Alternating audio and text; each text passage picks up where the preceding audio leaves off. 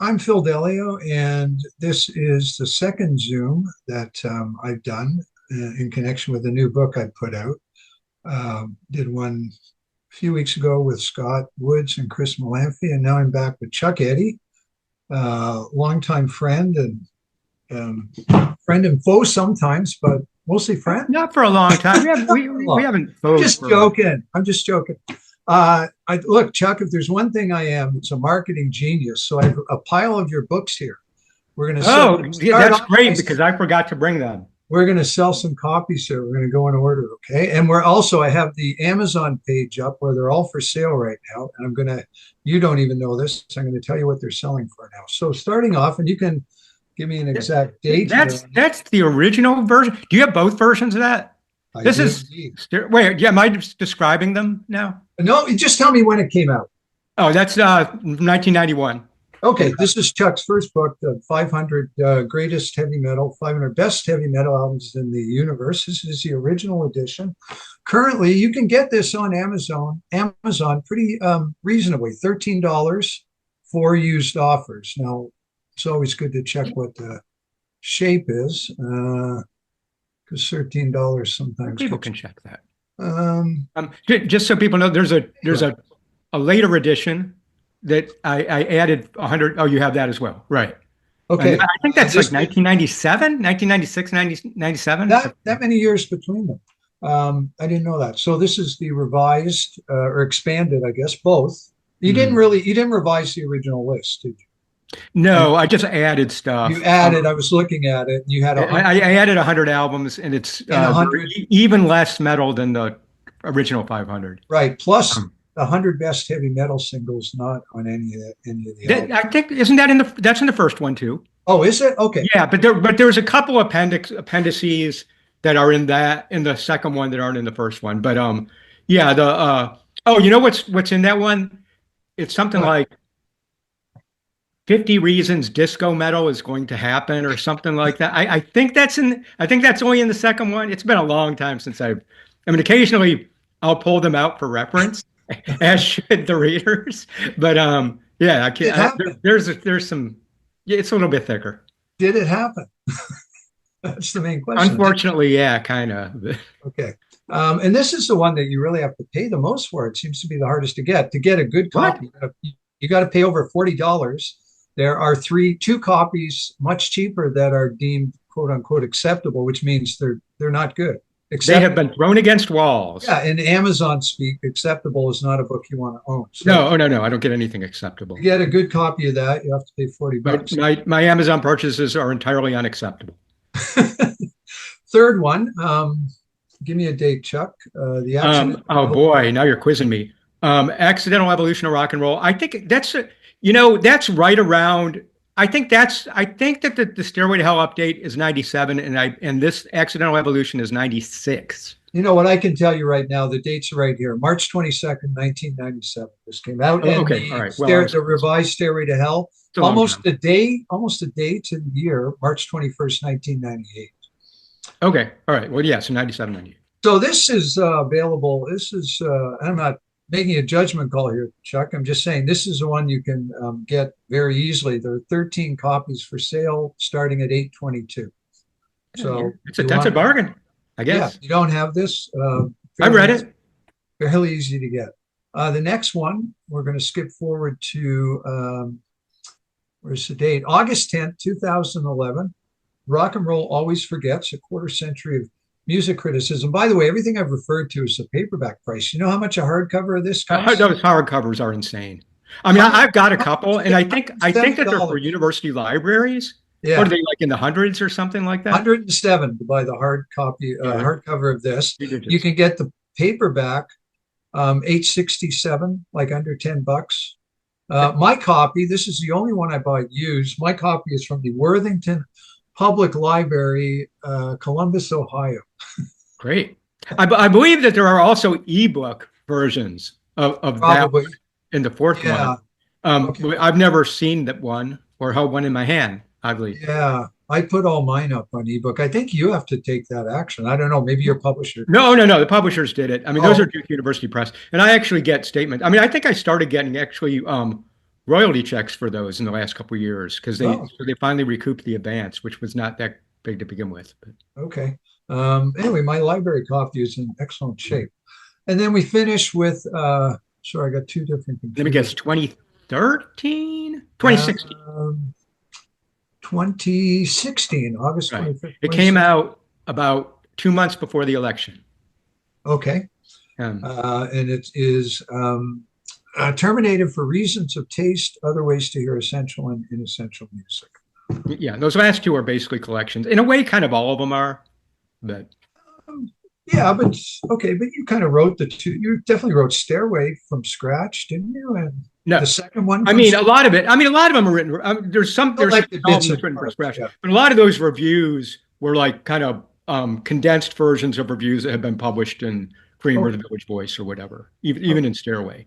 Yeah. And Accidental is kind of like puzzle pieces. Some of it is, some of it isn't. The Yeah. last, Some of it the could. introductions, the chapter intros, the glue holding it together was new, but Yeah. the pieces themselves were Yeah. vintage.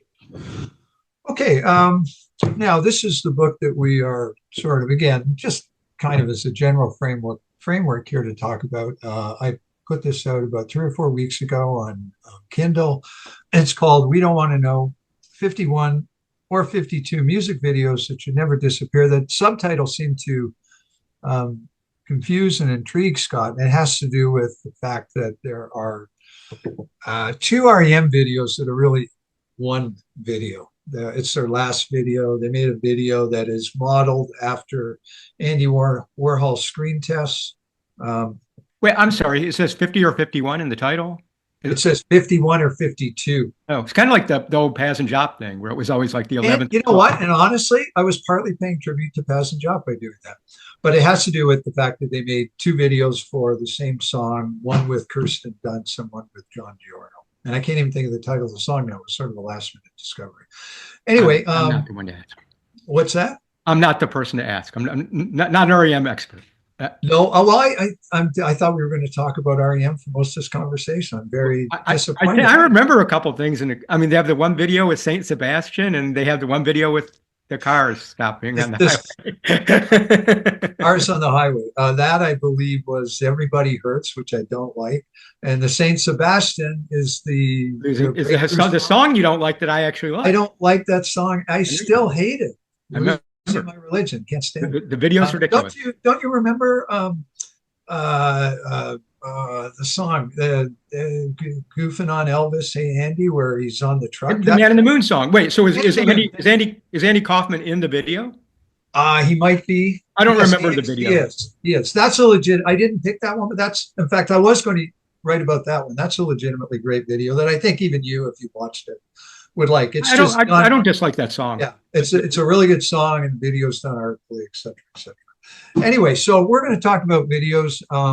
Some of the things we're going to talk about, I already sort of spoke my piece on them in the first Zoom, so we'll just sort of address them to Chuck. But then we're going to, we always veer off. We did a Zoom on the American Pie book, and we just go wherever the conversation. Yeah, Phil tends to go off on tangents. I don't.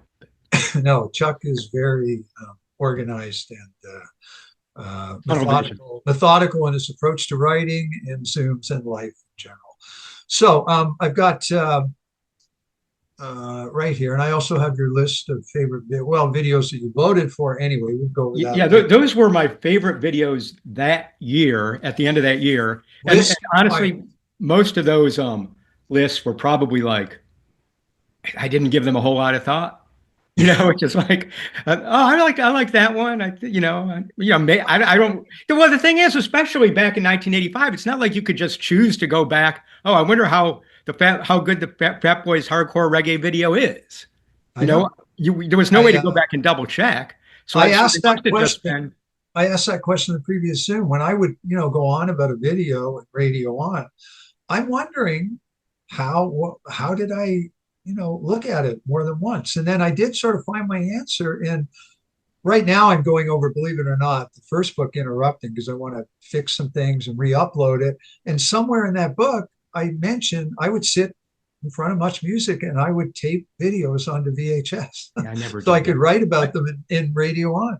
believe Not me. only did I ever do that, I never knew how to do that. I've never known how to tape anything on a VHS. It's Well, just, I mean, it was pretty easy. It's like I've been taping told. music. You just hit a button that says record. It's not complicated, Oh, okay. but I'm it's the sure I had whole. somebody else do it for me, but I It's don't the, think I don't remember ever taping. well, I don't think most people did. I mean, well, Chris Malamphy said he used to wait up. Used to set the machine to tape stuff, but he was much younger. I don't think many people my I think age, Metal Mike 30. Saunders had sent me a couple VHS tapes back then, Okay, collections I he had was done. 30. I mean, I don't think many 30-year-olds sat around taping videos of much music, and they had no real schedule, so it would be just like Oh yeah, hit. haphazard. Sure. So So, yeah, so I used to wonder that too. I mean, But I think a lot of those, it's very possible I saw them once or yeah, twice yeah. before voting for them. They kind of left some kind of impression, and Well, one of the themes of this conversation, Chuck, and and correct me if I'm wrong, but I'm thinking that even I know you haven't read the whole book, but you read 3 or 4 chapters. I'm thinking of you and thinking of you sitting there thinking, God, this guy really takes this stuff seriously, and thinking about your video list and knowing full well that a video that would catch your attention would be something. Go, yeah, that's cool, that's weird. Put that on my list. I honestly, I guess, Most people, like most people, but you more than most people even. I just don't think that you are somebody who really, who and thinks in that's terms why I of art. wanted you. That's why I wanted you to read what I wrote about summertime, because I think you would just shake your head and laugh. No, And I liked it. I liked the chapter a lot, Phil. I did. well, And but I'm most just thinking, like, God, the I just stuff like where this. the stuff where he does the framing, I mean, I had noticed a lot of that. Okay, that's good. I mean, that is one of my favorite videos. And if you'll It notice, this is year that was number my number one. one video. And number one, and you used the same still that I used in the book too. I That's think. right. That's right. Yeah. But No, I'm glad we both no, love that I mean, you came up with things that I would not have come up with. But as far as details, but there are also details in some of the videos you wrote about that I'm surprised you didn't refer to. Okay. Um, Yep. Well, I um, want to hear that too. So I mean, like just say, for example, off the top of my head, the Bananarama Cruel Summer one. One of the yeah, things that really affected me, and that, I'm like, oh, I think I saw this before I watched it. I'm like, oh yeah, I always really liked this now video. you lived in New York, so I don't think I I think watched videos that much in New York. okay. But I was just wondering, did the Twin Towers show up in any? No, it had to do with like the movement of their legs, like when they're sitting on the on steps and stuff like that, how they're sort of in rhythm but off and Oh, stuff. okay. Yeah, I And totally missed that. and it happens several times through the video. There's something where they're rhythmically together but rhythmically awkward against each other. And I have no idea whether, did they have to do that many times to get it wrong? Um, I mean, I find it like really endearing. Yeah. No, I love stuff like that. I love noticing those. And I'm like, especially because the chapters I read, and I think I read maybe 5 chapters. Yeah. I did watch the videos before. Um, I would be reading the chapter. I'm like, oh, he's going to mention that. He's going to mention that. I'm like, oh, he didn't mention it. Yeah. Wow, I noticed something Phil didn't. But There is so much in videos, you could sure, definitely double the length of the book. Right? there's a lot of details. But the thing is, I think in a lot of the videos I voted for, and it's weird because people don't see them up on the screen, and I can't, go back. I probably did see details, that grabbed me or that I thought were funny or interesting or whatever. I didn't jot them down. I wasn't writing an essay about them, but I have no doubt that there were gags or just interesting, fun things. Yeah. I mean, you're going to ask me what. Well, no, I'm going to wait till you ask me stuff. But I wonder how many people ever. Well, you should know, you're a pretty good historian on this. How many people actually wrote about videos in the Pass Job comments? I know I would often include stuff. I'm sure they must have had a standalone essay. The interesting ones are the first couple times there was a ballot, which I believe the ballot was instigated in 1983. That sounds right. Yeah. And you would have like a couple guys who would be like, oh, I'm not going to vote for videos. In fact, one guy who I really respect, and I went to, I was in junior high with R.J. Smith, had a comment that I remember. He said, that were weighing levels of hype at the level that we're writing is just embarrassing. But by the same token, I should be able to vote for a T-Bone Burnett poster I saw walking downtown. And I was like, come on, RJ. But I mean, and there were other ones like that. But there's also other ones where people would say, the only time I ever saw videos was like over other people's heads in bars or whatever. Because not everybody had MTV, or I voted for this one because at least it seemed good natured, but there were some comments, I think after the first couple years that there was a ballot, people didn't really, I don't think that they printed many video comments as far as I Probably remember. not. Um, When I used to vote in the iPoll, which ran sort of alongside Peasant Job in the '90s, they had a video category, and I would vote for 10 videos, and I would write about some of them, not all of them, but I treated it very kind of loosely. I noticed even on your videos, and I love this, on your video list, you would vote for a commercial, or you would I, vote for I voted something for Milli else. Vanilli's Carefree Sugarless Gum commercial. Exactly. And you voted for an earlier one than that. It Um, was Steppenwolf Born to Be Wild. Somebody did a commercial with it. um, Wait, what Uh, was it? well, here, I've got the list right here. I'll just go to Oh, yeah. I mean, it says like 1990. Well, these were honorable mentions. Um, the discotheques and the sexolettes get dancing scene in the Thanksgiving episode of or you would Simpsons. vote for, you would vote for a scene in a movie or a TV show, Um, which I used to do all the time. Stand as REM Stand is used as the beginning of the TV show Get a Life. That was Yeah, really but good. for an REM video. Yeah, there you go. That's just Chris Elliott Yeah, writing where he's riding on the bike. stuff. That Um, was good. I used to. all of Gremlins too. And I put anything from Germany, France, Italy, or Japan on Earth to MTV, which was, I, I guess it was like, I don't know if it was actually on MTV, but it was like kind of a global video show that I was fascinated with. And that's Yeah, 1990. I know another year I listed the trio Da Da Da Volkswagen commercial as an honorable mention. I remember Uh, that. I love stuff like that. I think what it's a small thing from The Voice that had a huge effect on me. It's when Jay Hoberman, I mentioned it a lot in his '86 year-end film list. Jay Hoberman was he was not like a commercial film critic. He voted for a lot of underground sure. stuff, American independent stuff. He voted for Game 6 of the World Series, the Bill Buckner game, and he had a great Right. line. He said something like, you can take the kid out of Queens or something, but you can't take Queens out of the kid or something like that. Sure. And that just had such an effect on me. And ever since, when it Oh comes yeah, to a good TV critic. things, A good yeah, TV critic will do that kind of thing. And it and brings I saw things. people list, the World Series game this year. Yeah, In their top TV top tens, I think in the New York Times. when it comes to voting for things, I just make up my own rules But because it's so in another year, one of my honorable mentions were the John Kruk video where he strikes out against yeah, 61099. I saw that. What's Yep, that? I saw Where that. he It was strikes out Randy against Bill Johnson.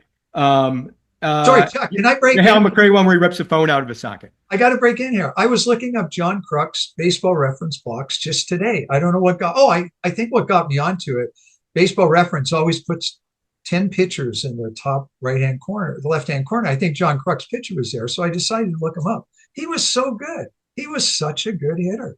He played 10 seasons. He hits 300 or better in 7 of them. I didn't realize that. Yeah, I mean, I and he associate him with I that said, one why wild did he thing here. retire so early? It's because he got testicular cancer, which affected his knee, and by the time he was 34, he could barely, stand. And he said Right. it's time to quit. Anyway, there's a tangent for you, the John Kruk tangent. Yeah. Oh, I also put a Steppenwolf Taco Bell I mentioned commercial, that Born to just Be Wild. yeah. I have no memory. And what's bizarre is most of those commercials were not only were the videos still on MTV. I think, and I actually did this. This was combined them in a blog post a couple years ago. Not only were every single music video was on MTV except for one Michelle Shocked video, which I have no. And So apparently she's like some kind of control freak. So maybe I her remember her, but I don't. But all of the commercials were Yeah. were on MTV. Or Did I'm you sorry, I'm on YouTube.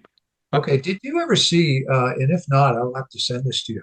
Scott put together this great clip of all these amazing commercials that use pop music. No. Many of them from Britain. I got to send it to you. There's one that uses Plastic Bertrand's, Top Pop. Wow. Warm Law. That's just the greatest pop commercial you'll ever see. Wow. And there's other, like, they're really, some of them are upbeat. I've always loved pop music and commercial. That's another thing where people can get very self-righteous. It's terrible. It's terrible. Marcus has always loved them. He says, it's like a test of a song. Can it withstand use in a commercial? I loved, there was a Airbnb that used Tangled Up, Shelter, Dylan's Shelter from the Storm this year that I just love. Right. I mean, I think they're probably a lot more common now than they were when I was voting for these. It seemed like it was more of a novelty. Yeah. I could be wrong. No, you see it all the time. But I mean, I think that there was probably a certain point that they decided to start using, older pop songs. Well, there was times where they actually, sort of what happens in TV shows now, commercial would make a long forgotten song a big thing again. It happened with Nick Drake's Pink Moon. I think. Well, that was a Volkswagen one too, right? It happened with Bill Withers. It's a great song. You know what I mean? Not Use Me. No. Grandma's Hands. I don't. Late '70s. Another Day or Bright Day or Another Day. Yeah. You know the song. Yes, of course I know the song. So that was a commercial, and I can't even remember. Lovely Day. Lovely Day, yeah, and I didn't even know that song. I was kind of really. I was off the radio by the late 70s. That's a wonderful song. But on the other hand, I guess it goes back at least to I Like to Teach the World to Sing. Yes. That was even before that, the T-Bones, No Matter What Shape You're In, that started as a commercial. There were other songs. I mean, the Rolling Stones famously did a British commercial that they tried to erase from history, and they couldn't. Wow. People kept it in circulation. But anyway, yeah, I don't know what inspired me to include those. It was a fun category to play around with, okay. And it looks like some years I did like 15 honorable mentions. Another interesting thing, is that the first 3 years I mentioned Fat Boys videos, none of which I remember. What is that? I was looking at it today. I guess I just liked watching the Fat Boys. Right now, I'm looking to watch. I do remember them being fun to watch, but I don't remember anything specific about, including, and this one I actually voted for, the Fat Boys and Beach Boys version of Wipeout. I watched, is it Crush Groove that they're in this year? I think so. I watched that for the first time. They were funny. I'm looking at your 93 list right now, and man, sorry about this. 2 Aerosmith videos are staring me. Well, you know what I'm going to use that as an example of? That a bad song can be a good video. With Alicia Silverstone. Right. No, well, no, I mean, honestly, I don't know. I remember those having like a thematic thing and I guess a narrative.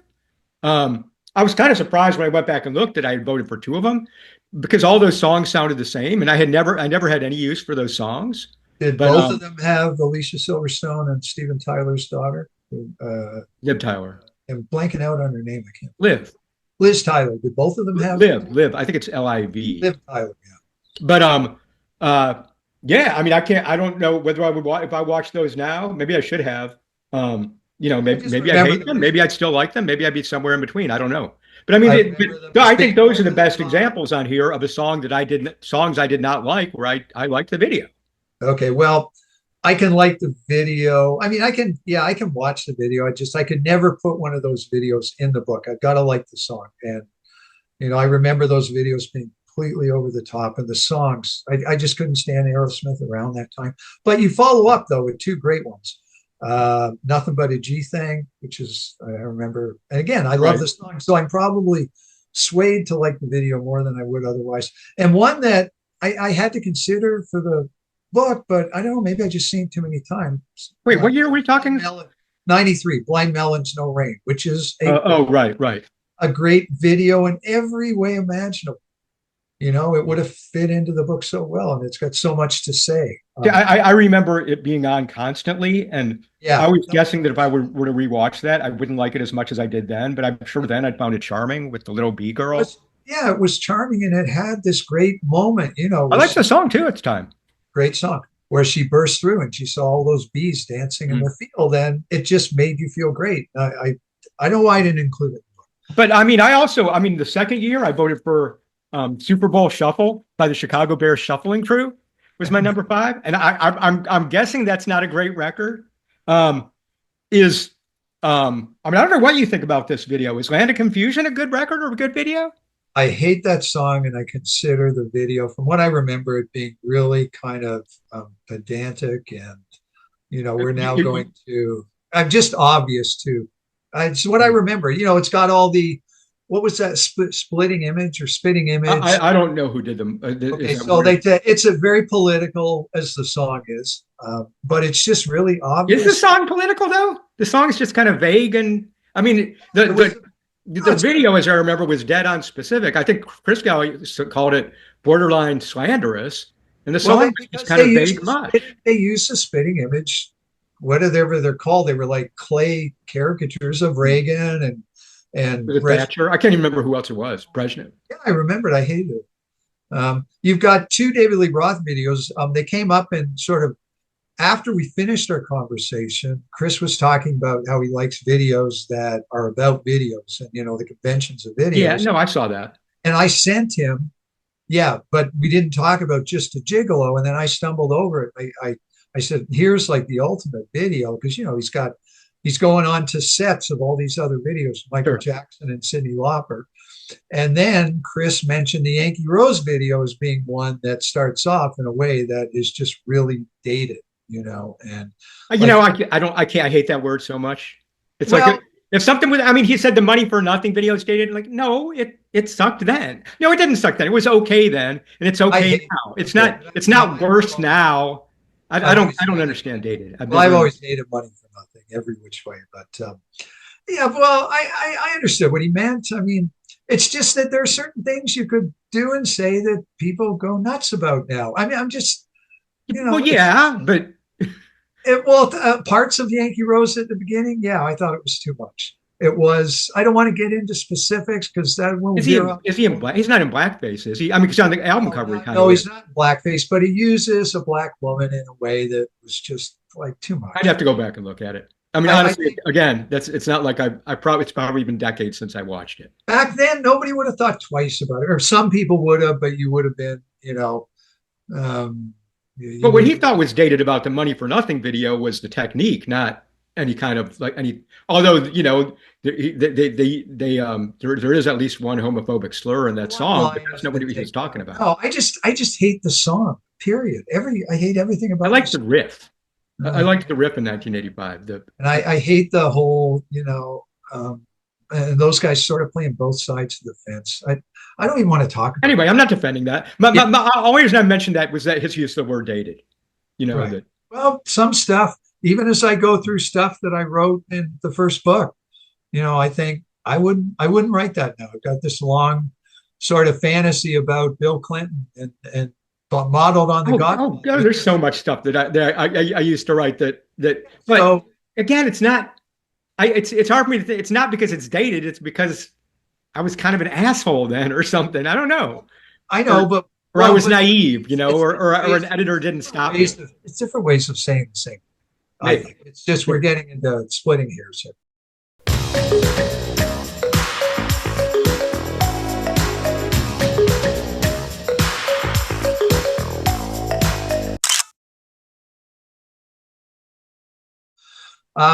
Listen, we've rambled enough. Can I ask a couple of structured questions here? I do want to know, and obviously it's a long answer, but we started off each. I don't need to repeat my answer. What is your own history with music videos? I'm guessing, again, now you said that you were resistant. First year it came up in Passing Job. You didn't say, you were dead set against it. You said you were resistant. Then you made fun of yourself for being resistant. Like even young men can yell at clouds. Again, that's what you're reading is me quoting myself. Thinking about it years. So now I'm saying that I was, Okay. I mean, I actually thought I wasn't qualified. Hold on, I want to make a point here. Okay. That you did have some resistance. You talked about R.J. Smith. That's how my book starts off. It starts off with the Replacements. I don't think you read the Going Down to Liverpool essay. I start off talking about how the Replacements. I read the I read the Bengals essay. Okay, you did read that. Good. Yeah. So I just for people that are watching who haven't read it, I just want to say, I start off making the point that the Replacements were made such a big deal about being anti-video, and they wouldn't make one. They were dead set against it. When they finally did make one, they made, a video that made fun of the whole concept of videos. Two speakers, a guy sitting on a couch, and someone walks back and forth. And it was kind of clever. And the video just in and of itself has become famous, and still people watch it. Still, it will end up on greatest ever video lists. And Mike, the point I wanted to make, that I did make in the book, was I think they made a huge mistake. That if they wanted to make an anti-video, a video about nothing, and do it in a funny way, the Bangles did a much, much better job of it. They got Leonard Nimoy, and they have this very minimalist video with them in a limousine, and Leonard Nimoy looking very puzzled. And it's funny, and it's a great song. And the Replacements. You think the Bangles? I guess I'd have to go back and read your chapter again. You think the Bangles were making fun of videos with that? Well, they weren't. It's a great video, but I don't. Well, what they were doing was making a very minimalist, almost anti-video. Okay. They weren't necessarily making fun of videos, but they were showing that you could make a video that had almost nothing. It's 4 people sitting in a car. It's not Overload, which was like the Peter, Gabriel, Dire Straits, David Lee Roth way of doing it. But you're talking. Oh wait, that's 1984. Went down to Liverpool is, I think it's on maybe 85. But all I'm saying is the Replacements, if they wanted to do something weird and with almost nothing and against the grain, there were other ways to do it. Sure. And if they wanted to make actual videos, I know you're not that big on the Replacements anymore. Filmmakers, directors have subsequently shown that they had songs that could have been the basis for brilliant videos, because I can think of at least 2. One that was in my movie music book, the way the one song was used in Adventureland. I think they made a really stupid decision. Yeah, I don't even remember the video, but I'm not disagreeing with you. I mean, I think in general, I probably don't like videos that try to deconstruct the form. I mean, I guess now that you mentioned the David Lee Roth one, maybe that was an exception, or maybe I just thought he was, funny and colorful about it and energetic about it. But I think, I don't think he was real. I think he just had fun with, sort of making fun of his rivals, the chart rivals. But I would guess, like what you're saying about the Bangles video, and I could be wrong, that probably wasn't that rare. That all kinds of indie rock bands, what were not called indie rock bands then, bands on SST or whatever. I'm sure the Minutemen, in fact, I think I remember the Minutemen having videos, or those kind of bands that were completely minimalist. Okay. And, I mean, I guess the difference is the Bangles were on a major label. Although they started out as a local, whatever, Paisley Underground band or whatever they were. There is a big difference, though, as you just point out, with a band that has a budget and is on CBS records doing that. I'm just guessing too, but I'll bet you their record company said, obviously they let them do it. And it came before Walk Like an Egyptian, which was a big hit. Isn't that the one you said it was directed by one of their aunts or something like that? Look how elaborate Walk Like an Egyptian is. Okay. I don't remember. But that's later. And, right. and I mean, you could, that's a complete parallel with the production of their music or whatever. And all over the place, they were still a Paisley Underground band. They were not. Just trying to think. Is going down to Liverpool, the album with Hero Takes a Fall, the first one? Okay, so that's before Different Light. They were not big stars then, but they were on CBS. Okay, it was. I think the first it was one step removed from them being called the Bangs. Okay. But the video for Hero Takes a Fall is pretty busy, and even though they weren't stars, clearly CBS thought they might be. And my guess is they tried to discourage them. And maybe the fact that they were able to get Leonard Nimoy to do it, they said, okay, sure. Maybe they blew their budget on getting Leonard Nimoy. So wait, is that the one that you said was directed by one of their aunts, or was that the Bananarama one? No, that was, yes, it was. It was directed by Susanna Hoff's mother. No, that's right. Yeah. I thought that was really interesting. I had no idea. I mean, I don't know anything about directors to begin with. And I didn't tell you the story, just a quick story. When Scott first read my entry for I have a huge, to me, that video is about Susanna Hoff. So I get that. Huge crush on her. And Scott said, well, you might want to cut back on that a bit. You've maybe gone a little too They're a little too preoccupied with that.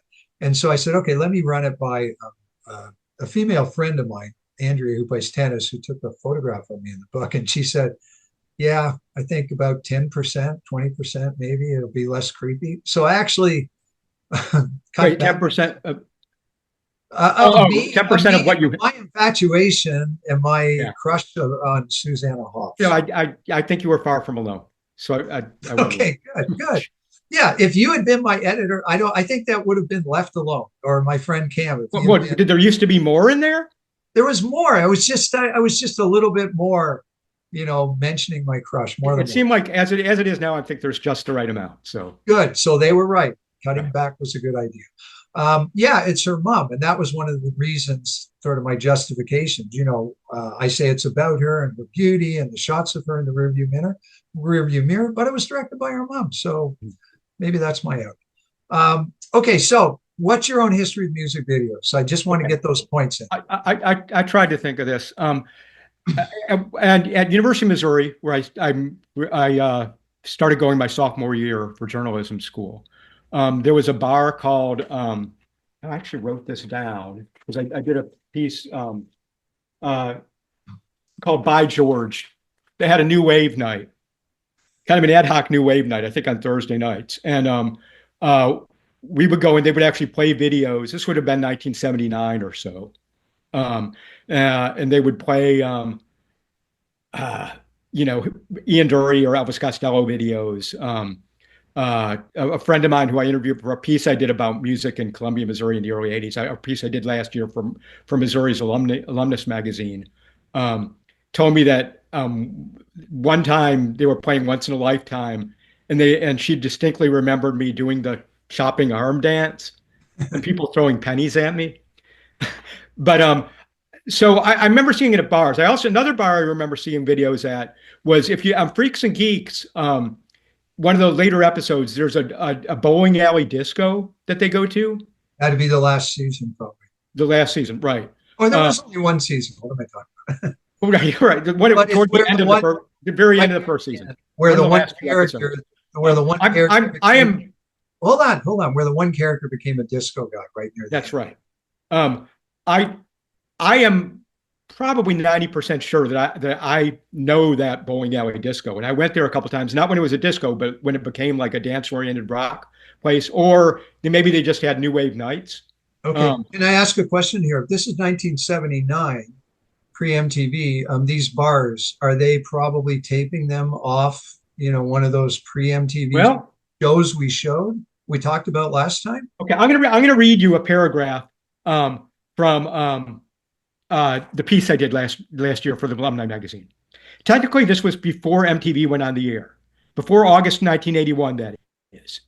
Videos were so new that in November 1979, the Missourian had to explain them. Missourian's the daily paper. Quoting Chris Nadler, who ran the New Wave night. He was a Columbia like a young Columbia representative, Columbia Records representative. Right. Quoting Nadler in the process. The night will be highlighted with videotapes of groups like Cheap Trick, Ian Dury and the Blockheads, and Bruce Springsteen. CBS makes the tapes to be shown before movies, at record stores, and even at the Cannes Film Festival. Okay. The videotapes incorporate a fiction-type atmosphere. It's like seeing a movie at the theater, complete with all sorts of cinematic tricks. The groups are not just playing a song, they're acting it out. And if the audience enjoys the film, they'll start listening to the song. That was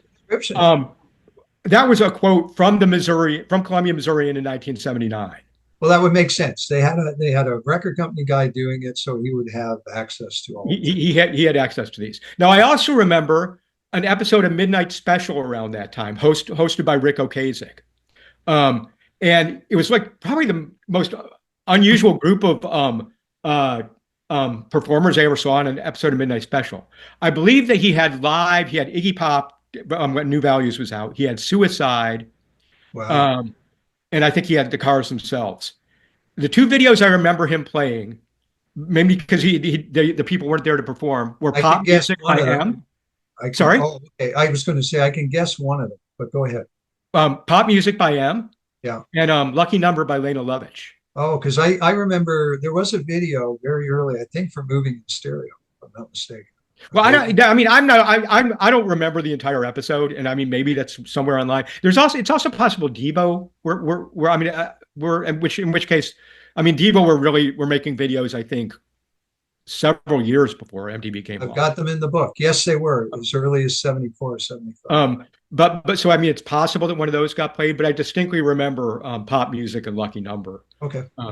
Because I remember tuning in, hoping that I would see this M person because I was kind of obsessed with pop music at the time, and M was a person, but so there were like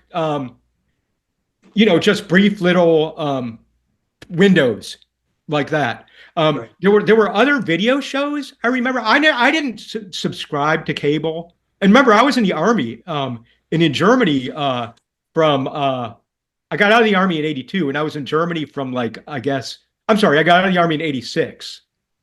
So I would have been in Germany from '82 to '86.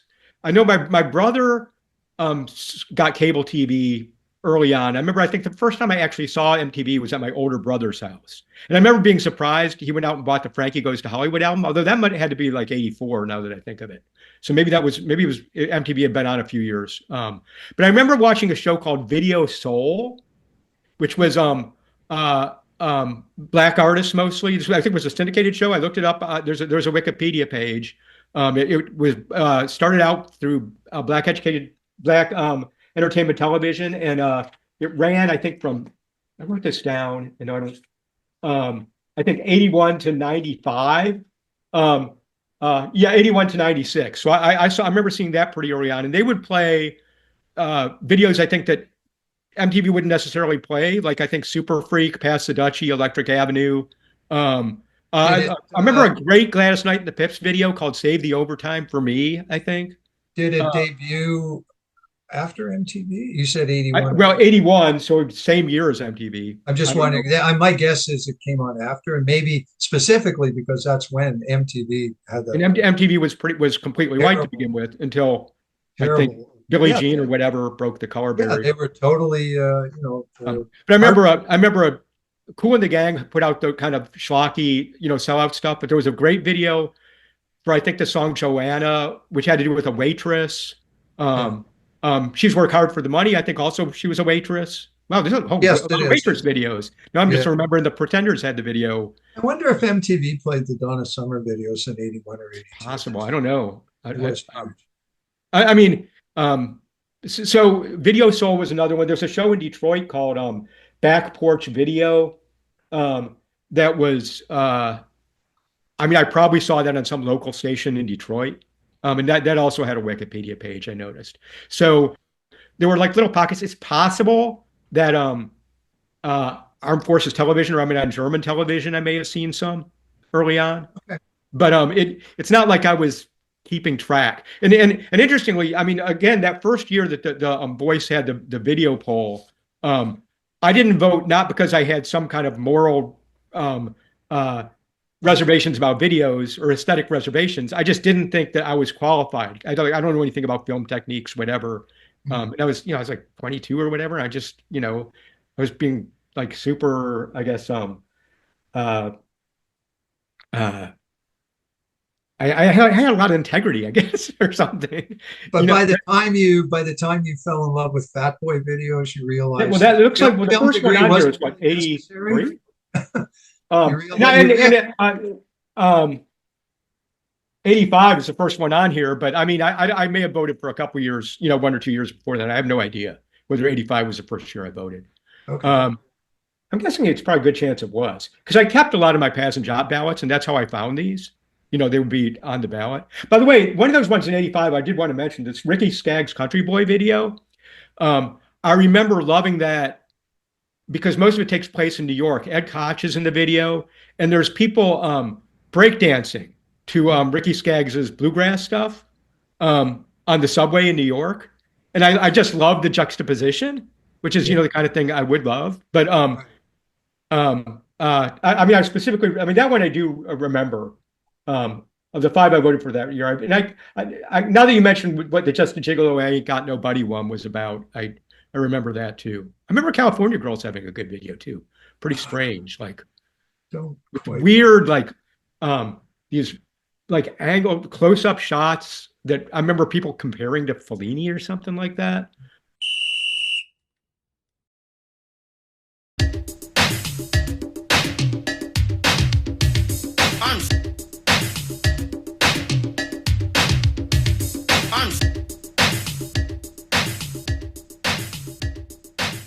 I want to use your Ricky Skaggs so as maybe segue into the second question.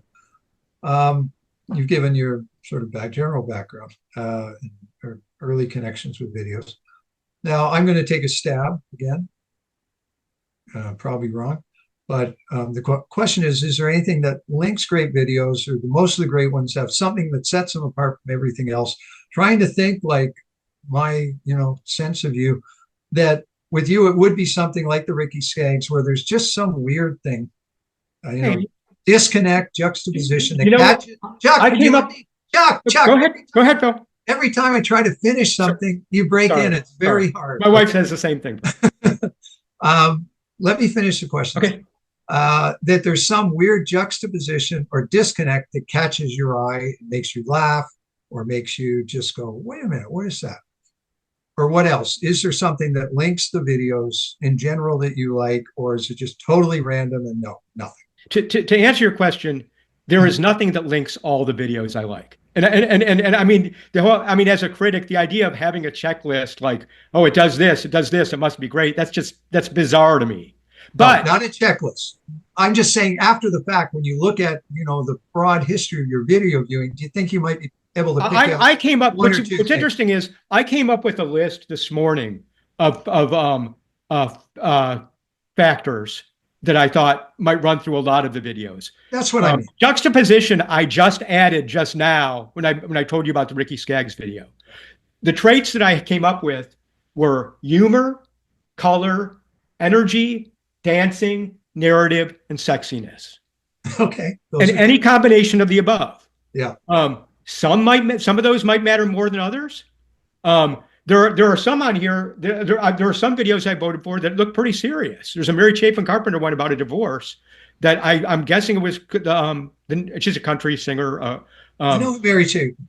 I think it's called House of Cards, it was about her marriage falling down, and I think it might have even been black or white or like pretty blurred, so it wasn't that colorful. But I think I must have liked the story. I think that I know there's definitely. I'm guessing the Aerosmith ones might have been a narrative thing too, but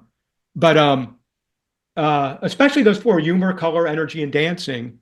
I think any of those can grab my eye, and so not all videos have to be funny, not all of them have to be dancing. I mean, I like energetic music, but I've liked videos of slow songs. I mean, I noticed I voted for Nothing But a G Thing, which I don't remember that much about, but I think it's the Gin and Juice video where the guy playing Snoop's dad says, "Give me $5." he's like chewing out the kid. Now don't be acting like this when I go out. Now give me $5. And I remember just like cracking up the first time I saw that. Well, all those Snoop videos, they were all funny. Yeah. But I mean, there's all different. I think there's all different things, and I think like for my attraction for the summertime video probably wasn't that far from yours, to be honest. I never tried to write 5,000 words on it. I don't think I never would, but a lot of it, the idea of having these local people from his local neighborhood, presumably. I think so. I mean, I love the idea of community in videos. I think that a lot of the Dre and Snoop ones probably had that as well. Yes.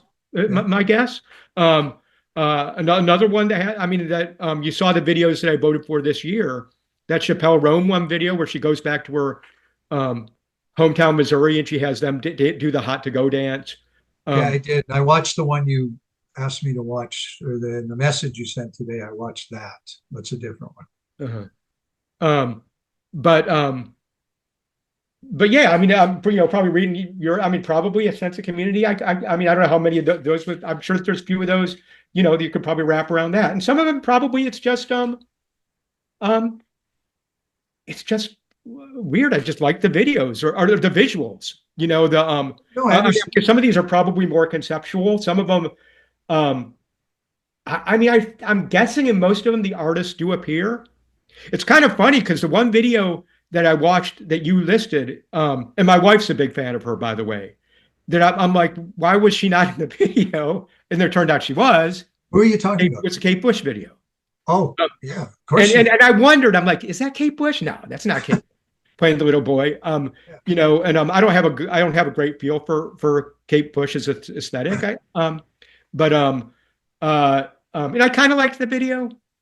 Um, it seemed long and it seemed, and it had a narrative. I don't know how much 5 minutes. I cared about Yeah, the I narrative. mean, it tells the story of a real guy. Right. It did tell a story. Yeah. Um, um, but I would think most of the videos I voted for in those different years probably had the artist, and gave a feel for the artist. Some of Right. them were, I think the Paper and Fire John Cougar Mellencamp one, I believe that's performance. I don't think many of the other ones are, but I mean, I could be wrong about that. Um, I Yeah, know I I mean, always like the jump video that you guys mentioned, the Van Halen one, which is obviously a performance video.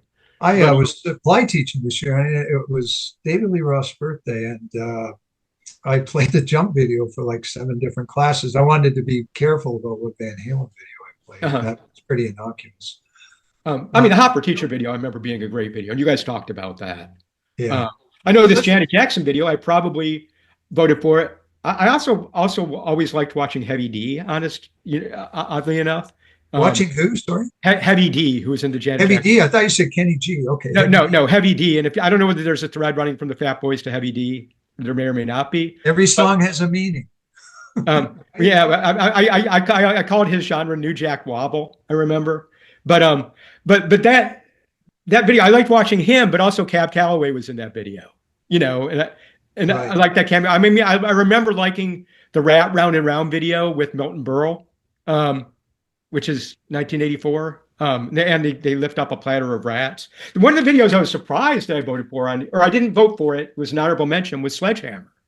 Yeah, I Um, was surprised by that too. which to me, I mean, when you said that you thought that my aesthetic of videos would be similar to Chris's, I was kind of surprised because it seemed like he likes this kind of big money, what Manny Farber would call white I was elephant art. thinking, hold on. I was thinking more of the moment, the fact that Chris was 13 or 14, I think, when all the great year 84, which basically means nothing to me. That means that a lot of you guys think was, a great year in pop music. To me, it's nothing. I meant more in the sense of that being the heyday of MTV, not this aesthetic thing, just that you would like those videos in a way that I don't, in a way Well, that I mean, I'm trying to remember which one. The Boys of Summer video, I remember being a crashing bore. Um, I kind of like Boys of Summer. I and, like the song and I kind of like the video too. I mean, maybe I don't remember it much. I kind of remember it being, tell me if I'm wrong, kind of like the Chris Isaac video where there's a Yeah, seaside and yeah, seagulls. it is like the Yeah, Christmas. yeah. Well, Right. I was like, really? People like that? Okay. Okay. Um, yeah, but I'm guessing a lot of these ones I voted for were not big budgets. They were kind of Okay. not big video priorities. I mean, I don't. I have no. I have honorable mention, but a Rush video. Um, uh, I don't know how much money would have. But some of these I remember. I mean, it's a sin I can picture, um, which I don't think was that much different than the Losing My Religion video. It's not. I It's always one of lumped it my. together. It's very Catholic. It's one of Uh, my least favorite Pet Shop Boys singles. yeah. They. I don't. I didn't. We were talking about this last time. I don't know why I left them out of the book. I should have had them in there. Oh, that is interesting. I didn't notice that, but Yeah. yeah, that's a surprise. But, Listen. All the things that you said would be the things that I would expect you to like. In a general sense. I was just thinking that I've got 2 or 3 at least videos in my book that they get 0 for 6 on the Chuck scale here. Beat Happening, 0 for 6. Boards of Canada, 0 for 6. Wilco, 0 for 6. wait, 0 for 6 where? Deer Hunter, 0 for 6, no dancing, no energy. No, Okay, right. Yeah, no, I would be very surprised if I liked the Beat Happening Aboards of Canada video. I mean, the thing is, I was really glad that you didn't ask me to watch any of the 90s indie rock ones because I was, but the ones I did watch, I generally liked. yeah, you would I like a mean, lot. and I didn't, I mean, the Undertones one, the English Beat one, the Marshall Crenshaw one, I thought I didn't love any of them. Okay. Um, but I kind of saw what the appeal was. The one that I think I actively disliked. Okay. I'm ready In to fact, I'm kind defend. of I don't know if you remember which chapters you had me do. No, Um, but tell me which video. Rihanna video. Oh man, I love that video. And It I just am seemed not, like, and I think that what part of what I disliked about it, this whole imperial phase thing, it just seemed so egotistical and so, but also I just do not remotely care about rock stars' lives, and but that's a here's genre okay, in and of itself. And it but just seemed like, here's the thing. Here's the thing. I generally agree with you about everything you've just said. It's just in this one particular instance. And I think the comparison that I make to Bob Dylan in 1965 is valid. Dylan's no different. He walks around, don't look back, and eat the document. He walks around like he's Jesus H. Christ himself. There's no difference. Rihanna captures that for me, and I love the song. I love the song before I'd ever yeah, seen the video. I don't really have a feel for her music in general. That I think I'd much prefer her to Beyonce, honestly, overall. There's I'm more not a Rihanna huge songs Beyonce. I I mean, like than Beyonce songs. I see. I feel like Beyonce's probably done videos like that, but also is Bon Jovi. It just Oh, it Bon just seems like, Jovi. well, no, I did that because of that. But I mean, you guys were making fun of the Wanted Dead or Alive video, which I don't have any. But I mean, that whole it just seemed like it's part of that genre to me. The Well, you whole know what? Again, it's got to start with the song for me. So that automatically eliminates every Bon Jovi video ever made except for the one song I like. uh, I can't. I put for some reason I put Living on a Prayer as an honorable mention, which I'm guessing might be The another diner thing. But I worst. I know, but I mean, bands that you like have done videos. Guns N' Roses, that's what their I don't videos like are. that doesn't mean I like those videos. Okay, that's fine. I I know mean, what you're saying. I mean, hair metal videos in general, except for those first few Poison videos, which were super colorful and funny. Um, where they're sliding down the pink slide, and I mean, the really, really glam ones. I didn't particularly like hair metal videos. I know exactly what you're saying, and I mostly agree with you. And even as much as I love the Rihanna video, there is a small part of me that does recoil because, yeah, and that's the story of so many videos from the start. I Sure. can't. You And I couldn't mean, a lot even. of it probably has to do with context. I mean, sitting there in front of my computer might have been different if it had caught me, and hoping, like, I hope this ends soon. Yeah. Might have been different had it caught me off guard or whatever. But I mean, I've liked a couple Rihanna songs okay. But Hey, I'm see, the same way with Beyonce. You know, there's a famous video. I don't like the song and I can't stand the video. Would be Rihanna's Umbrella. I just oh, yeah, I like that song okay. I actually, my favorite song by her might be her first hit, Pond to Replay, where she didn't have um, a personality. there was a pop one that Scott got me onto. I think I put my top 10 that year. It wasn't that one. I think it might have been the next one after that. After Yeah. Pond to Replay. What's that? After Umbrella or after Pond to Replay? Oh, after Pond to Replay. One of her very early songs. It was much more basic than. Right. She just seemed like another, dancey pop singer. She wasn't important or something. And Um, I have a little right, tolerance exactly. for That's what I mean. She was still very unassuming, right. small scale and all of that. But I mean, I like some of her later songs. I know what's happened to her. She seems to just sort of disappeared the last couple of years. well, For all I know, she she had put a up. baby. I know this because I have a daughter. She got pregnant. She had a baby. Okay, there Because you I go. know because Annika would be asking, like, do you know if Rihanna's had her baby yet? And I'm like, how would I know this? You're supposed to know this, Dad. Okay. It reminds me of mom and dad calling me up, asking me if I knew the address for Wheel of Fortune. They wanted to go. How would I know that? Anyway, Okay, so that's good. That's good. That's a general. It's the same with me, Chuck. I have things that pop up. I love home movies. I love driving videos. I do. I really enjoy humor. But humor. I also can fall in love with videos that haven't even got a trace of humor.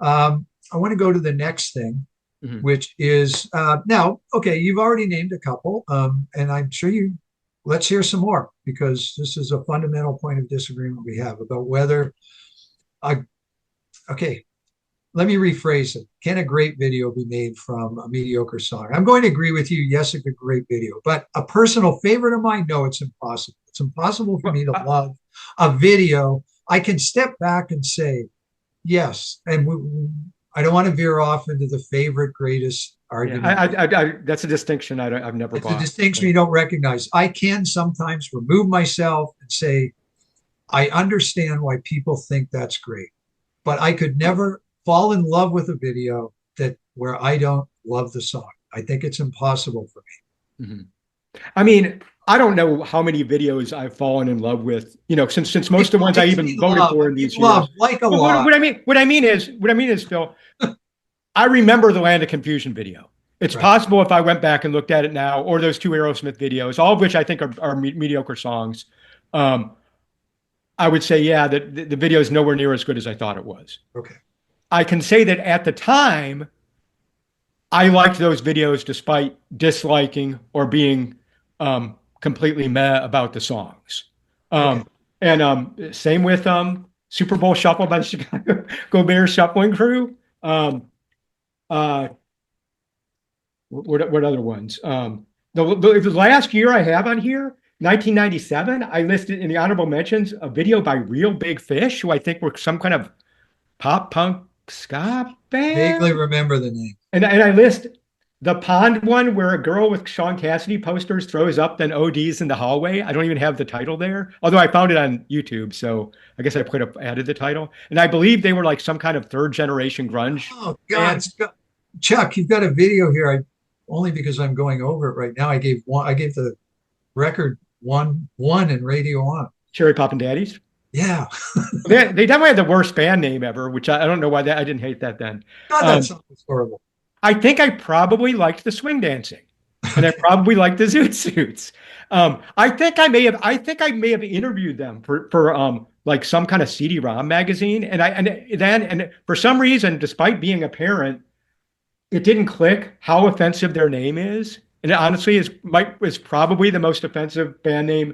For again, You do have I Tub liked Thumping. that You've got song okay. Tub Thumping, and How Bizarre. Those are both great songs. I don't necessarily remember the videos. I remember a certain part of the mid to late 90s swing revival reminded me of the Blasters. There's a band called Royal Crown Review who I reviewed their I album remember in them. Rolling Stone. And the Cherry Poppin' Daddies, I'm sure if I heard them now, I'd be like, what was I thinking? Um, but I think there was probably a visual element there, and it probably had to do with swing dancing and cool suits. Okay. And maybe and color. But would I think that that's a good or much less great video now? I don't have any idea.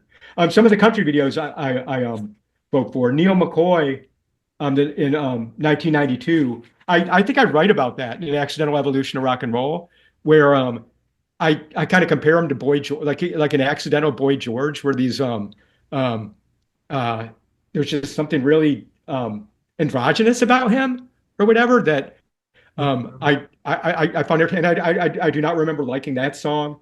So I mean, um, but generally, I like these songs. Generally, I would say the vast majority of videos I do like the songs. Not, but there's a difference.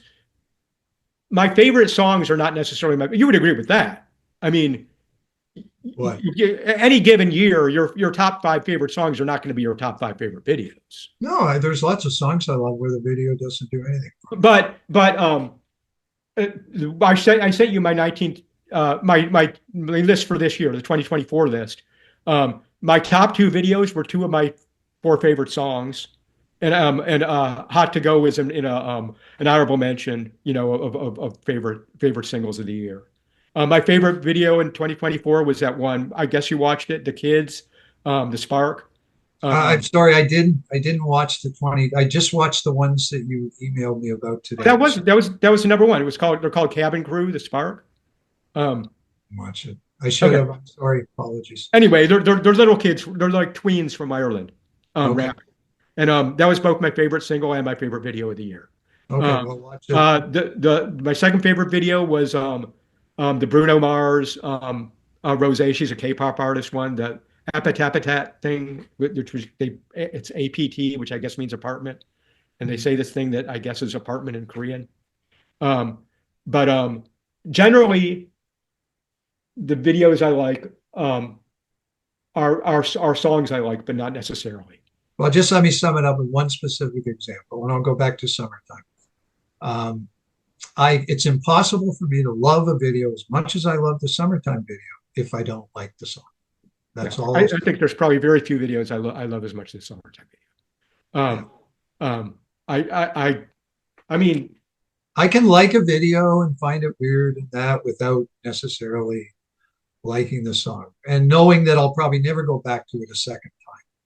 You know, the videos that I love, like summertime, I do go back to one day. I'm looking over my list and trying to figure out which videos I actually have gone back. Barbie Girl, I've gone back and watched, I think several times. I think that's a hilarious video with the Ken and her arm falling off and all that stuff. That's one of my favorite videos. Sort of. And that would be up there with summertime for me. And I've gone back and shown that to Lelena and shown that to Annika. I don't know that I've gone back. I remember you hating Baby Got Back, probably the video and the song. I didn't think much of the song. I don't necessarily remember the video. I can imagine what the video looks like, though. I think it had a couple hills. Yeah, I could take a pretty good guess. Yeah, there's not that many of these that I've gone back. I can picture the Debbie Gibson "Shake Your Love" video. Most of these, honestly, I just don't remember that much about them. Oh, another one that the LL Cool J songs that I have as I remember disliking "Going Back to Cali." I think I still don't like that song, and I don't remember what the video was like. But well, that's probably why you brought it up. They both mentioned videos. I remember actually insulting that song in print. I liked a lot of his harder, faster stuff. Yeah. Him doing ballads just seemed ridiculous to me. But you call it a ballad? Do you call that a ballad, Going Back to Cali? It seems, no, maybe not a ballad. Well, I Need Love is the other one that I voted. I did have as an honorable mention. That was a ballad. Going Back to Cali was just kind of slow and draggy. Well, it was just. I don't think so. It was just kind of weird and sort of. I liked the song, but it seemed kind of wilted. Recollection of the video. But look, I think I put LL Cool J "I Need Love" on one of these too, which I remember. Now that's a ballad. That's a ballad. I mean, wait, I'm sorry. That's a ballad. That's a ballad. I Need Love. Going down back to Cali is not a ballad. I Need Love is a ballad. If I remember correctly. Going Back to Cali is a ballad the way I think of a lot of Nirvana songs as ballads, where it just seems ballad doesn't equal slow tempo. I know that. The LL Cool J videos that I remember liking "Around the Way Girl," but then I liked the song. I think I like both. I like both of those a lot. That was later, though. What's "Don't Call It a Comeback"? What's the song called? I'm bad. No, Mama Can Wait. Mama Can't Knock You Out. That I didn't care for that much. Did he have a boxing? Did he have an actual boxing video for that one? I think. Maybe. I mean, I remember some boxing videos. I don't know. Authority Song had a boxing video. Who did? Authority Song by John Cougar. Oh, okay. Yeah, Authority Song. Has a boxing video. I think. Okay. House of Pain or Third Base. One of those bands had. Yeah. So listen, I think I can go past question 4, which we've been talking a lot about your favorite videos, and I want to ask you about question 5. I'm interested. You might have no thoughts, or your answer might be I could care less. But I did list at least 4 or 5 videos in the book that were user videos. People that just made their own videos and uploaded them to YouTube. Much to my surprise, a couple of them at least, the Liz Fair and the Wilco, have been on there for 15 years. Do you have any thoughts of the ethics of that? To me, my thought, just let me say what I think, and then you can go on about it. I'm all for it, because if the artist objects, certainly I don't think in 2025, nobody can object on the grounds that anybody in the world is out there, lifting the music off the video so they can turn it into an MP3. They don't have to worry about that. So they're not losing sales. Um, to me, if I made music, I'd look at it. If I thought it um, honored the song, did a good job, I'd leave it up. If I thought it was terrible, I'd probably get them to take it down. I have no problem with it. Do you care? Is there any relation to that and what they do on TikTok? I don't know anything about TikTok. I Yeah. thought there might be a connection there. Go ahead. I mean, the Outcast video, which I liked, it seemed like a lot of mashups on YouTube. It didn't, it didn't blow me away or anything. I thought it was cute. Charlie Brown. And I thought it was the one you Yeah. talk, the um, uh, I mean, for one, just from a business standpoint, my understanding is that would be a stream for Outcast, and they would get whatever, fraction of a fraction of a fraction Oh, of a cent they okay. would get from a stream. I could be wrong about that, but my guess is that would count as an Outcast stream. So theoretically, on some level, they would make this, I think, the same amount of money as they would with their official video. I no, I don't. I think it's fair use. I don't. And I say that both from my understanding legally and my understanding ethically. I don't. I uh, I can't think of that many that have interested me that much. I mean, I remember on YouTube there was a REO Speedwagon's most political song, "Golden Country" from 1972. Um, Golden Country, your face is so red. With all your money, the poor could be fed, and got stuff about racism or whatever. I remember somebody putting a very specific political visuals up to that song. Yeah. And I remember posting that my early days of Facebook. Sometime when people would say something about REO Speedwagon, I'm, oh, you got to see this, you got to see this. But um, I don't know that I particularly cared about it. That's just one that comes to my head. But I don't have ethical qualms about the use of them. It just. But I don't have ethical qualms about many things like that. I mean, I use a lot of what I'm using. I use a lot of like stills from videos on blog posts now because I think I can. If somebody were to try to sue me, I think that there's no question that that's fair use, especially if I write about the video. So hang on a minute. You figured out how to take a screenshot from a video, but you couldn't work a VCR? You just do that. Yeah. What is Oh, it? It's like it's tape, Command Shift 4, and then to tape no, I do it all something the time. to tape something with a VCR, you just do this. I don't. It's been a long time since I had a VCR. Also, probably Linus was a teenager then. He grew up on computers. I would probably just be like, Linus, do it. And Oh, I've had teenagers for like the last several decades. I know. Uh, It's like something you can pawn off on. Plus, the thing is, if you have teenagers and you do it wrong, you will not hear the end of it. You'll be when like, I'm in the man, why are you doing it that? No, when I'm in, get that enough. when I'm out teaching and the computer goes haywire, I get a kid up to fix it. They know 10 times more than I Yeah, do. well, definitely. Yeah. But, Um, but yeah, I know how to do screenshots. I wanted to say I included five, but honestly, in the course of writing the book, I could do another book with 50. Like I found even ones, even a couple that I used, it turns out that the person who did it had his or her own channel, and they had another 10 videos on there that I liked. I think because the one thing I came out of this thinking, and I've since discovered two or three more where I said, gee, I should have put that in there. I think to make a great video, you start with a great song and then you get a camera and you turn it on. And for me, maybe I set the bar really low, but if I love the song and you just go out and film some stuff, I generally love the video. I know that Oh, sounds. wait. So are you saying kind of the revert? Do you think you usually like videos of songs if you like the song? So No, no. you never asked the reverse. Can somebody make a horrible video of a great No, I song? did. If you look at the questions I sent you, I did say in the reverse, I think we would all agree the opposite is true. You can have a great Oh, song okay. All right. and a nothing video. So no, it's not that most video, no, it's not that most songs I love have a great video, because many songs I love, somebody tried to set out to make a conceptual video. What I'm saying is you're better just to grab a camera, go out and shoot some stuff and put it over top this great song. And those videos I love. That's why I often love homemade videos Mhm. rather than a scripted video or a record company finance video where, they've got an idea, blah, blah, blah. Right. And the performer's got to be front and center, whatever. And I do have a lot of videos in my book where the performer's not in it. I don't have a Yeah. problem with that at all. I'm sure there's ones I've liked. They're they're one of the big complaints about videos early on is that they were commercials. They were just a commercial for the song. But um, Which is partly true, but yeah, I was kind of fascinated with Chris explaining the thing about visualizers, and I had noticed lyric videos, yeah. and I've noticed. Well, I think there's a Thailand pop girl group and one of the my singles posts recently where my singles post for 2024 where people were saying this isn't the video, and I'm like, what?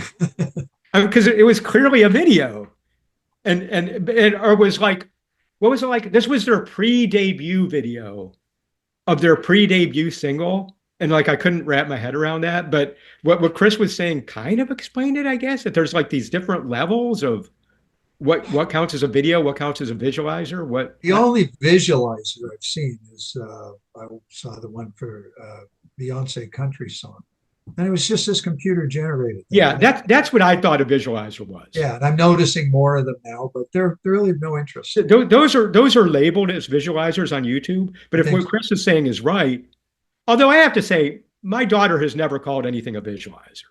So No, well, Chris was no. I think you were conflating two different things. Chris said that younger people now don't call them videos; they call them visuals. oh, visuals. But yeah, Yeah. same thing. She would call them a video. No, but the visualizer is a specific. Right. Okay. Right. Yeah. It is two different things. Okay. I thought the whole calling them visuals thing was funny. It just made me laugh. Okay, so neither one of us have qualms with that. At least one of us wants people out there. Go make videos, steal. I even made one myself. I refer to it in not the book. Yes, I do refer to it in the book, but on the blog post, I actually posted the video. I went out. I shouldn't have done it because I had my regular camera. I had one hand on the steering wheel, one hand on the camera, holding it up to the side window.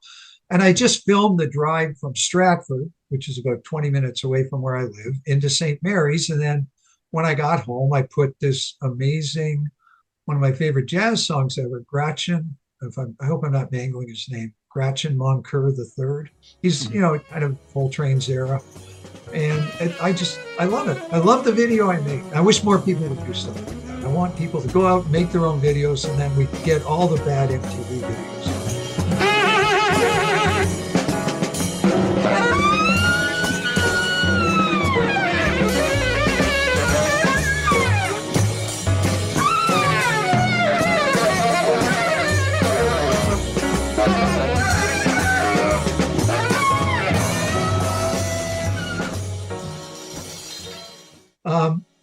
I'd like to finish you. We were going to sort of talk about, does video still mean anything? But some videos from the last few years that you suggested I watched where you thought that maybe they were kind of a big deal at the time, at least, or something about them. You mentioned a few. So I did watch all of them. Some of them I didn't watch to their end, right to completion. But start off with Old Town Road, which I don't know that I've ever actually watched the official video. I think in Chris's book, he talks about it went through 2 or 3 mutations. Yeah, because there's one where they had Billy Ray Cyrus, and I think BTS. I watched the one with Billy Ray Cyrus where it starts off. I enjoyed it because it starts off with him riding the horse in his neighbor, and everybody just looking at him like dumbfounded. What is this guy? They're all pointing. They're just puzzled looks, and I remember liking the video a lot. It's been several years. It was really good. 10 out of 10 for humor. And then the one girl goes to the side of the road and she stares at him and then she starts dancing wildly. I like that a lot. I watched one of his follow-up videos. He said that he thought he was trying to sort of generate controversy like Madonna. Yeah. The follow-up one I watched, which I got just a little, it was Montero. It was just ridiculous. I hated it.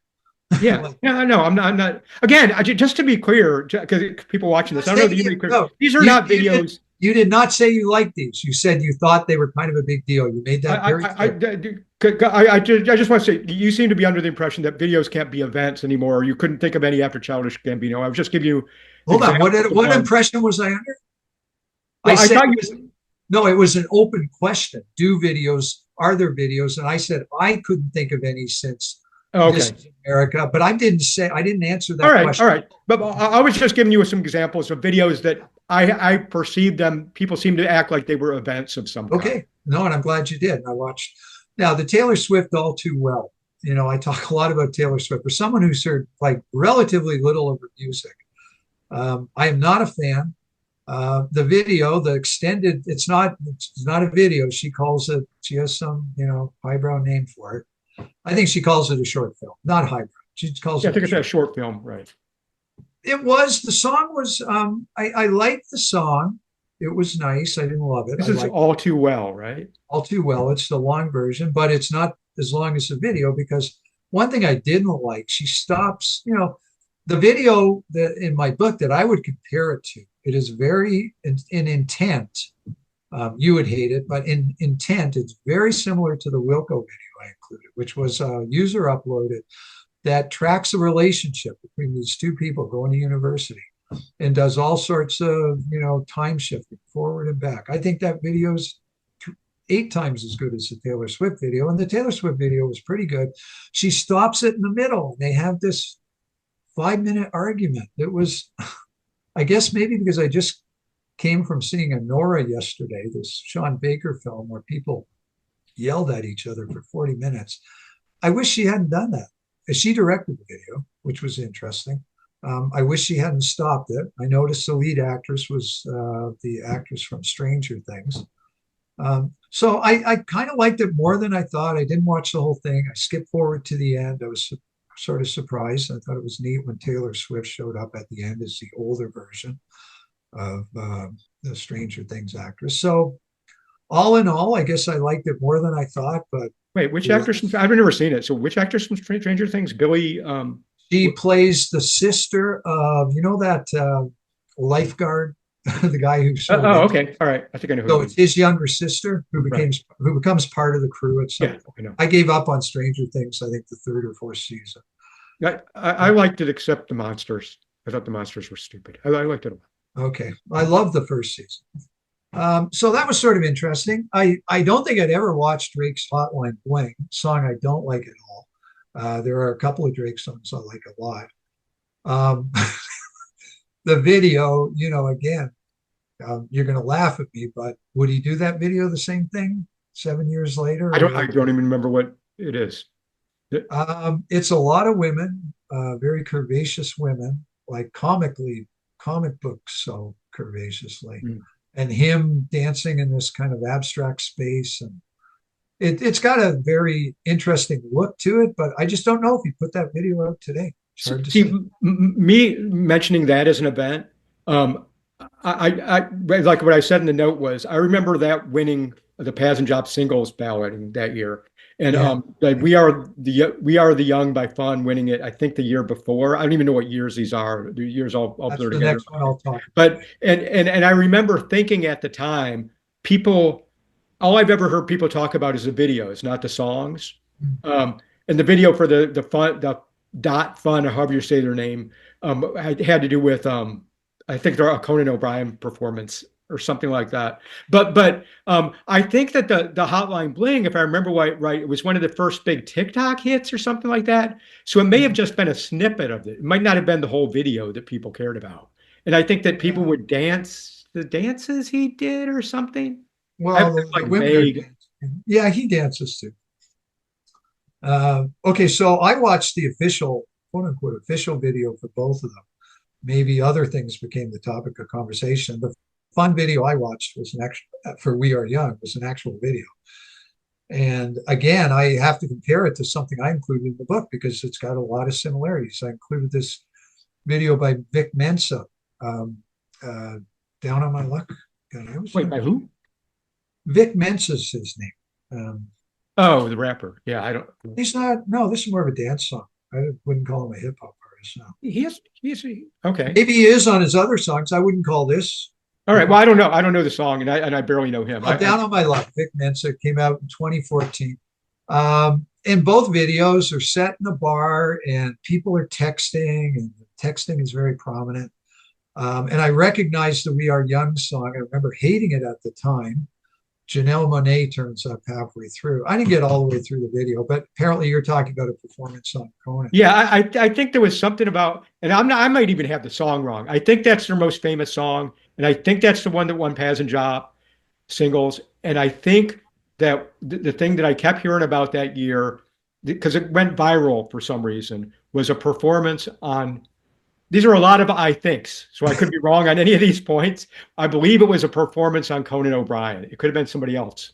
When I did a YouTube search without actually watching, a Conan O'Brien performance came right up. So I'm pretty sure that's what it was. Well, I never cared about. I can't even remember how that goes. I don't even remember. I remember I, disliking it or them, but I remember people talking about a video that I believe was a performance. the one I watched, I think, no, I know I didn't like it. Gangnam Style, I love that. that's fun. That's definitely I remember loving that. really funny. I liked the song at the time. I think it holds up well. Um, the video is just completely nuts. Yeah. There are certain videos I like just because they're completely nuts. I mean, Yeah. Are there any in the book like that? uh, yeah, Presidents of the United States, Peaches. Okay. That one is just completely Uh-huh. nuts. You know, I Actually, would say to a certain, I think my completely nutsness is probably way higher on my aesthetic than probably a different. lot of these videos I voted for in those Yeah, years. I would almost add, but not really, because there is a design to it, and it's got a name director. Green Day's video for Walking Contradiction, which You wrote about those two together, right? I wrote about them together, which turned out, not honestly, I did not know this when I grouped them. They were directed by the same guy, Coppola's son, Roman Coppola. I mentioned Roman Coppola when I wrote about Walking Contradiction in Radio On, but I had no idea he also directed the Peaches Presidents of the United States video. So yeah, sometimes I like videos like that, and Gangnam Style. It's just funny. It's great. Um, Again, I always ask this question, and I make it sound like we're living in a different world. Um, would it go over as well today? I don't know. How much time has passed since Gangnam Style? I think I've just become very cautious about things that I mean, there's stuff in there that I just wonder. It wasn't that long ago, Maybe though. I'm wrong. I I mean, know it wasn't that long ago. It seems to me. Maybe because I don't know if I got spooked by the American Pie book and what happened to uh-huh. it. Maybe it's just more of a personal reaction that I feel like things have changed a lot in 3 or 4 or 5 years. And maybe I'm completely wrong. And maybe things are coming full circle again. I don't know. I never know anything. Yeah. I, I I mean, end, I end, I, the thing is, I still second, see videos. 1 second. I end the introduction to the book in 2014 by saying, I'm trying to tell you, I don't know. I so often write about, I don't understand. So explain it to me. Well, you're assuming I understand. I mean, you perceive it a lot more than I do, and it may just be that I don't miss it. I mean, one thing I haven't talked about that I just want to mention a little bit is the only time I really watch videos now is when I do these posts at the end of the year of my favorite single. I still call them singles because I'm old of the year. And I want to write about the songs, but I don't really just want to write about the songs. And it's more fun to write about the videos. So the way, and I want to figure out what order they go in, like which is my very favorite. I'll make a playlist kind of through the year on Napster. Um, and so I'll go back and watch the videos of these songs that I know I like the songs. And for the most part, that's the first time I've seen the videos. And one thing I'm wondering is, or one thing I guess I want to say is, I don't notice something missing that was there 7 or 20 years ago. You know, as far as wasn't there more stuff that these just aren't sexist enough? I don't know what my reaction would be. Maybe they are. Maybe there is a big difference, and I just don't perceive it. And I'd have to go back and look at Gangnam Style and go back and look at Yankee Rose to find. Gangnam Style is relatively mild, honestly. That's probably a bad example. But again, that was like what, a decade ago, maybe, or I don't even know. Time melts away. I lose all. I mean, it was a novelty song, and I think I know. that went probably went viral. I mean, I would guess most videos that aren't predetermined to be events, when they become events, it's because they somehow went viral now. And I don't have a feel for it. And lots of times I think it's just a snippet of the video on Yeah. TikTok or whatever. I don't, I'm But not, TikTok's a complete mystery to me. I've never watched anything. I've never watched it, but I've read about it here and there, you know. And Uh, Let me mention a couple more here. I watched parts of three OK Go videos, and I think you're right. You said that they seem to be a band where the videos were sort of their reason for being, or you said something like yeah, that. I don't remember them ever. I never don't remember ever seeing anything about them that did not have to do with a video. And All I three, think they actually became hits. okay, all three But videos I watched were very, they had this very kind of obsession with sort of a symmetrical look. One of them was them on treadmills, and it was interesting. It was all choreographed where they're hopping and doing is it. it kind of like a giant mousetrap game where one thing, like a Rube Well, Gold? I didn't see that one, but that would fit in. The second one I watched, they were on a plane or something with zero gravity, and they made a big point of a title ahead of time saying this is not special effects. We were really in a zero gravity thing, and all sorts of stuff is happening. But there's again, it's very symmetrical. And the third one I watched was them. It starts off, you know, the game where you stack cups, and then dogs were involved, and everything was timed to the millisecond. So they clearly really kind of storyboard these things and really prepare for them. And it was interesting. I didn't really like the music.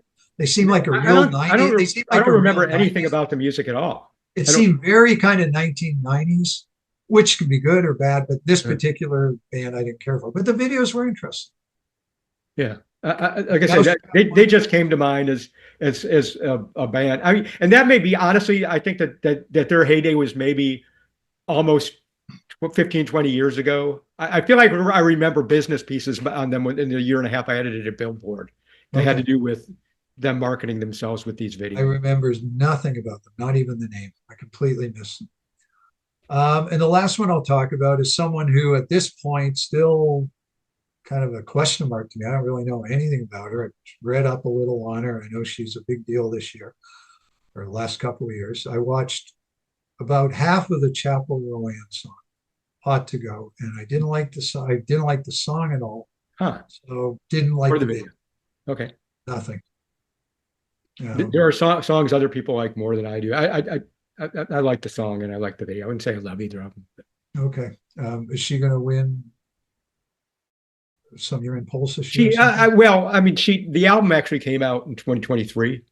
Yeah. And if you read my long 5,000 word thing, I talk about there's like this website called Album of the Year where they kind of, there are like three or four smaller polls that ask me to send ballots. One's Yeah. through expert witness, just through Right. uh, uh, Facebook, and one's this Uproxx where I voted for the three videos or whatever. And it seems like Charlie XTX is like way Yeah, ahead you're of right. everybody else. Who I, Yeah.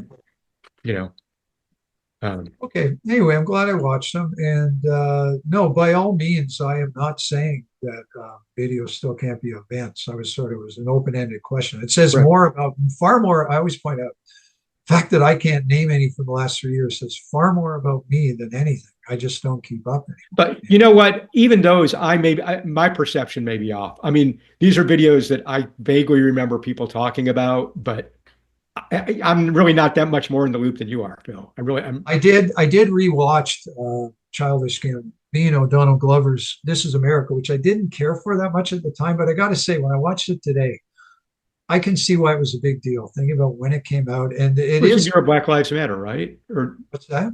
was it the year of Black Lives Matter? 2019, yeah, I think 2019, Uh, and it's got startling moments. Definitely when he pulls out it. It turns into this really kind of spiritual uplift thing a couple of times, and he just pulls out a gun and shoots people, and it does take you back. It's effective. It's very good. And partly since I went in 2019, I didn't know anything about Donald Glover. I became a big fan of Atlanta. Watched all three seasons. Times loved it. Kind of lost it a bit in the last season. So maybe I was just more predisposed to like it. well, one thing I want to say is I believe that also won Critics Polls as Single of the Year, and I think that was another one that I thought that the video carried the song. Definitely, I think And that I was, remember actually being kind of angry about it. Not angry, but like annoyed that do people actually listen to, or like is people or people's idea of a great song now linked more to videos than it used to be. well, okay, well, so here's one where I'm going to support your view. I think it's a great video, but I don't think it's a strong enough song to win, pass the job. Mhm. I think it's a pretty good song, but I think the video is great. And I think, yeah, the timing of it has a lot to do with it. But then I went back and I watched Beyonce's Formation, which still to me, I don't think much of. No. There are Beyonce songs I almost included, one that I mentioned, I almost included Lady Gaga and Beyonce's Telephone, which I love. Mhm. It's just, and there's one that's sort of completely nuts. And to talk about it, to write about it, maybe this is why I backed off. You kind of have to write about Russ Meyer. You have to write about Pussycat Kill Kill. And I just didn't feel like writing with that. I Yeah. didn't want to go in that direction. But that's a Beyonce video I love. Don't get much out of Formation. Hers, and I'm going to get my grammar right. Her and Jay-Z's Ape Shit is a song I love that I put on my decade top 10 that the video I don't care for that much. And boy, you talk about everything you said about the Rihanna video, Cheers. I mean, that really applies to that video. It's basically the two of them saying, look at all this incredibly expensive art. Yeah. Some of it we own and some of it just we get to jet off. And yet the song itself, which is kind of about that, I find very compelling. And I love the song, but not the video. Yeah, I don't really remember. I mean, I actually kind of liked her country album this year. It's actually the first I like album the I single. heard it. I like the single. Um, I mean, I probably like it more than anything she's done since Destiny's Child. But I don't love it. But Yeah. No, it's just I don't like it as much as Old Town Road, but I thought it was a good single. Okay, well, listen, I don't have anything else to add, Chuck. We've definitely covered some ground here and gone over. I really appreciate you taking the time out. It was fun. I'm sorry I interrupted you so much. I tend to do No, that. it's just, And misinterpreted some things you said. I yes, apologize. everybody interrupts me, misinterprets me. So I got pushed over the edge. Okay. Okay. Thank you so much, Bill. Take care, Chuck. Bye-bye. Right.